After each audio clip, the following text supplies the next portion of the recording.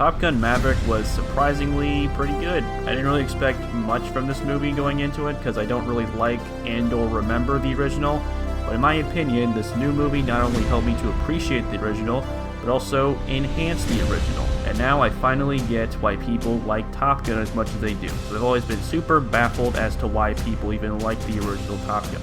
Jets fighting each other in the air and Tom Cruise smiling a lot are two of the main elements that made people like Top Gun. But you can't really maintain a movie for 2 hours and 11 minutes with just that. So I was pleased to find that this movie had a strong attention to story. I found myself caring about Maverick as well as a lot of the additional characters towards the end of this movie, because the movie presents these kind of at the end of his luck in the Navy, and that this mission will be his last big mission to solidify his legacy in the Navy. I was worried going into it that I was not going to be able to fully understand a lot of it because I don't really know the original Top Gun too well. And there are definitely moments of, wait, who's that? Who's he? Was she in the original? But there weren't really too many of those moments to take me out of it. It wasn't something like Blade Runner 2049 or Terminator 2, where it's definitely dependent on seeing the original movie for you to understand it.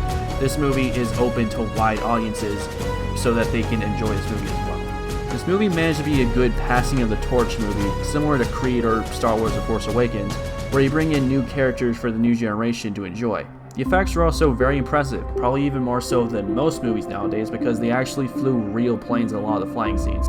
Of course, they also use CGI, but when they could use real planes, they did.